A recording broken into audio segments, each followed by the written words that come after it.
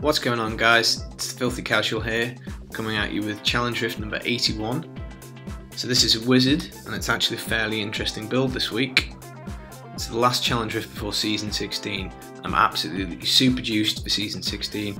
Can't wait for the changes for 2.6.4 to go live on console. Absolutely mega hyped. Now, I put out a video yesterday about a Death's Breath DB farming build for the Necro, so check that out, the link's in the video description. Drop a sub if you want to see some more Diablo content. As I say, I'm absolutely mega excited for season 16, can't wait for it to start. I've got some really good build ideas. So looking at the challenge rift this week, it is a Legacy of Nightmares. I'll just pause the footage there. So Legacy of Nightmares is going to be quite big for 2.6.4 because it's getting an absolutely massive damage buff. So for this build for the challenge rift, it basically increases your damage by 100% for every ancient item that you've got, and reduces your damage taken by 4% for every ancient that you've got. Now this damage of 100% is going up to 750% for 2.6.4, so Legacy of Nightmares is going to be very popular next season because any build is going to have a 7.5 times multiplier than what it currently is. So the real question is, how many ancients does this player have? So the Litany of Undaunted is not ancient, neither is the Wailing Host. If we look at the weapon, the Devil Tongue, that's ancient, so that's quite good. It's got life on hit on it, and that will be important when we get to the pants. Okay, the Triumvirate, this is quite important. Your signature spells will increase the damage of Arcane Orb by 384%. for 6 seconds, stacking up to 3 times. So your signature spell that you're actually going to be using will be, I think, Electrocute. So you need to make sure you have your 3 stacks of this up all the time. It's ancient, so that's good. So that's 2 ancients so far. So looking at the gloves, they're quite decent gloves.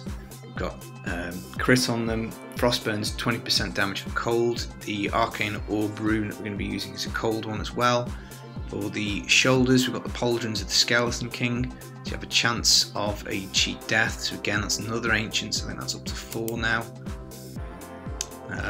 So chest piece is ancient, whilst below 23% life you're going to deal guaranteed crits, that's not that important. The helm is ancient, so again that's up to 6 now. Now this is quite interesting, you've got the red soul shard in your helm. Now at the moment you've got the Darkening of Tristram event in, and that's how you get this particular legendary gem that goes in your helm. It's actually really annoying to play with because it'll just randomly stop you whilst you burst out these fireballs. They do quite a lot of damage and they get multiplied by the LON buff, but really it's just a super pain because whilst this wizard deals quite a lot of damage, you are particularly squishy, and if you end up getting stopped whilst you're stood in some poison, chances are you're going to die. But it's interesting because it's the Tristram event at the moment, but at least it's ancient, so that's something. So what else have we got in the gear? Okay, necklace, golden Leoric necklace, that's not particularly useful. We'll have a few skeletons kicking around every so often. Strong arm braces, I think this is the 8th ancient item we've got, so enemies hit by knockbacks suffer extra damage. And then yeah, Triumvirate we've done. Okay, right. Oh, last piece of gear, the boots, the illusory boots. They're quite handy. That means you can reposition yourself, pretty much a staple of most LON builds. And then Death's Bargain, again it's ancient. Now this sounds like a really good item, but it takes away your life per second, so it'll do a little bit of damage for you, and that's why the life on hit on the weapon is quite important. And then the last one, Razor Stop. So pretty much I think that's all ancient items except for the 2 rings, which obviously are hard to get ancient, so that's 1100% multiplicative damage. In the cube you've got the Unstable Scepter, so that increases your Arcane Orb damage by 450%. You've got Frostburn again.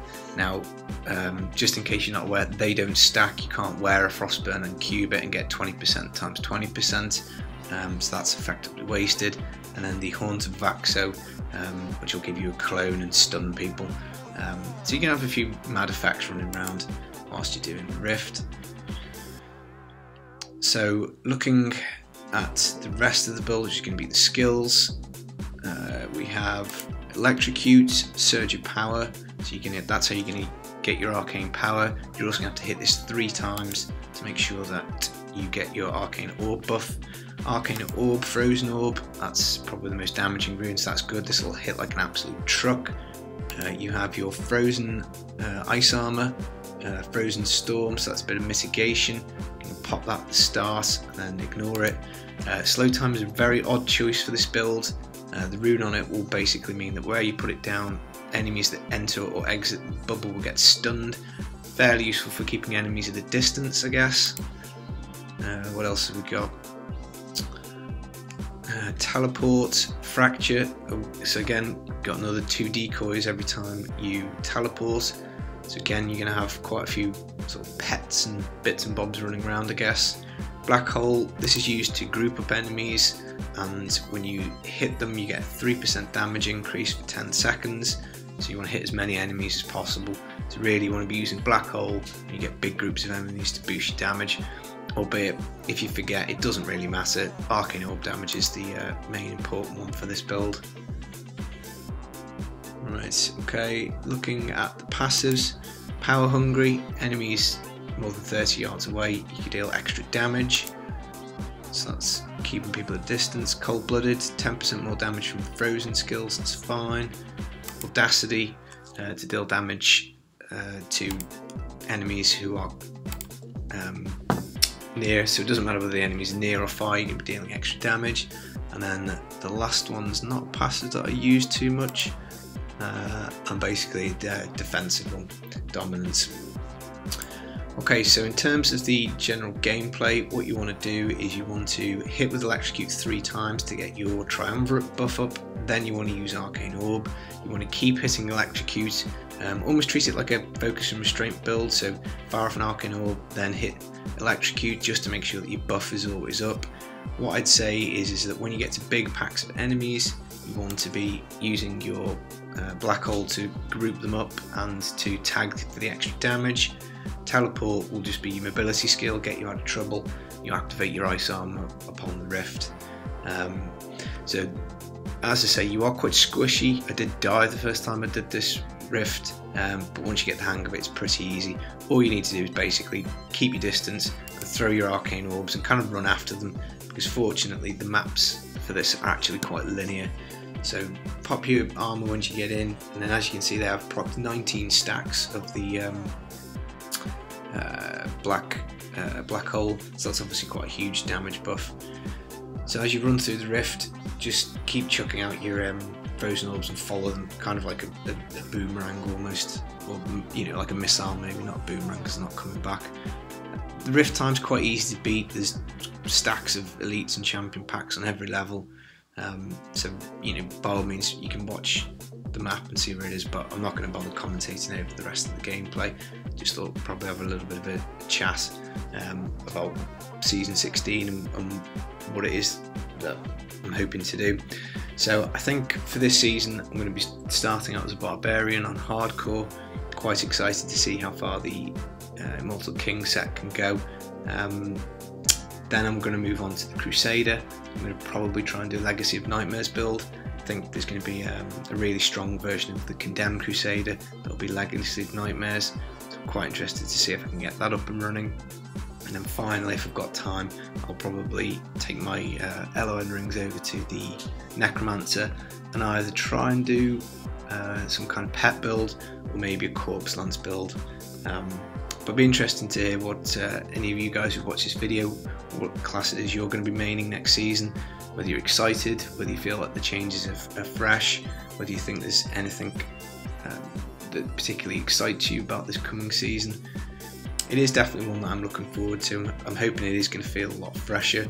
It's you know, it's been the same game for about a year now, so it is exciting for there to be some balance changes. You know, albeit if they're only small. Well, I suppose you know, they're quite big for most of the classes. If you're playing Necromancer, which is probably the class I've played the most, the changes probably aren't that great, subject to some Legacy of Nightmares stuff. But again, it's, you know, it's actually really hard to test the LON builds. You know, the PTR was only a week, doesn't come to console, so really there's not much that you can I can do about it. I've got the builds ready, I've got the footage ready to film. I'm just waiting for the damage buffs to go through just to see if I'm right in my calculations and the builds can actually go up as high as I hope they can. I think this challenge is quite an interesting one. It's nice that they've included the Soul Stone, which is obviously part of the Darkening of Tristram event. I think it's you know, the Legacy of Nightmares build I think is always going to be quite fun, and at least you know, the gear pieces actually make sense for it. It's, you know, Frozen Orb, Legacy of Nightmares. So you know, you could obviously play this build without doing the Legacy of Nightmares, you know, by wearing the Talrasha set, or you know, the DMO Wizard type set. But you know, it does show Legacy of Nightmares got quite a lot of flexibility. You know, particularly once you increase the damage up to 750%, it really does mean that you can pretty much slap on any gear and do content to a decent level. And I think really that's probably how the Legacy of Nightmares should work. It probably should be the strongest build in the game because it's the hardest to gear for and find. You know, I probably wouldn't make it much stronger than the top builds, but it probably should be the top one, and it also should be, I think, at a level where you can do almost any content you want with it. So it is nice to see that getting buffed.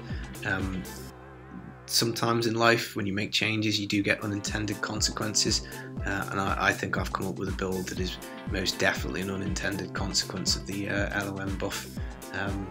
But as I say, we'll have to see. I could be completely wrong. My build could be complete crap, and I'll be making a video basically saying, yeah, I made this build, but it's probably not worth it. But hopefully we'll see. But this is pretty much the end of the rift. Made the wrong turn there. You want to go straight on rather than turn right. But as always, I'm just looking to do the rift and get the mats. I'm not particularly interested in beating the time when I could have gone back and done it a few more times, but I don't see the point. You know, Rift Guardian's not much of a problem, provided you don't let your Triumvirate stacks drop off like I did. But yeah, should be able to blams ult and cooldown pretty easy. And there we go, get your mats. I managed to do this within a few hours of it going live, and still only got not even in the top 3,000. Crikey, there are some people who really like challenge rifts. Okay, so that's it, that's all from me. If you found this video useful, if you drop me a like, if you could subscribe, that would absolutely make my day. Really trying to make a push for new subscribers for this, you know, current coming season. And I'm hoping to get at least 2 to 3 videos up per week, you know, in the forthcoming future. So I've got a few rough video ideas. Obviously it takes quite a while to edit the build ones, but you know, I've got a couple of quicker ones that I can do that I might be chucking up in the next few days. So good luck out there, and I'll see you in the next one. Peace.